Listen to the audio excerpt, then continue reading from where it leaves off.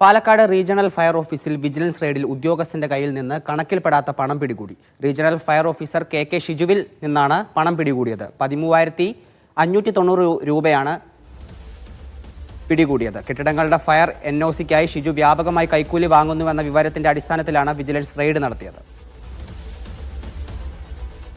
വിവരങ്ങളുമായി സാജിദ് അജ്മലുണ്ട്. സാജിദ്, ഒരു മിന്നൽ പരിശോധനയായിരുന്നു ഇത്. എന്തൊക്കെ നടപടിയാണ് ഈ ഉദ്യോഗസ്ഥനെതിരെ എടുക്കാൻ സാധ്യത? തൃശൂർ, പാലക്കാട്, മലപ്പുറം ജില്ലകളുടെ റീജിയണൽ ഫയർ ഓഫീസാണ് പാലക്കാട് ഉള്ളത്. ഈ വലിയ കെട്ടിടങ്ങളുടെ ഈ ഫയർ NOC നൽകുന്നത് ഈ റീജിയണൽ ഓഫീസിൽ നിന്നാണ്. ഈ റീജിയണൽ ഓഫീസർ ഈ NOCക്കായി വ്യാപകമായി കൈക്കൂലി വാങ്ങുന്നു എന്ന ഒരു രഹസ്യവിവരം വിജിലൻസിന് ലഭിച്ചിരുന്നു. ഇതിന്റെ അടിസ്ഥാനത്തിലാണ് പരിശോധന നടത്തിയത്.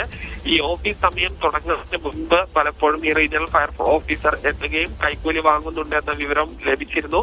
എന്തായാലും ഇന്ന് ഉച്ചയോട് കൂടിയാണ് പരിശോധന നടത്തിയത്. ഇതിൽ കണക്കിൽപ്പെടാത്ത 13,590 രൂപയാണ് ഈ കെ ഷിജു എന്ന റീജിയണൽ ഫയർ ഓഫീസിൽ നിന്ന് പിടിച്ചെടുത്തത്. തുടർ നടപടികൾ വിജിലൻസ് സ്വീകരിച്ച് വരികയാണ്. ശരി, സാജിദ് അജ്മലാണ് വിവരങ്ങൾ പങ്കുവച്ചത്.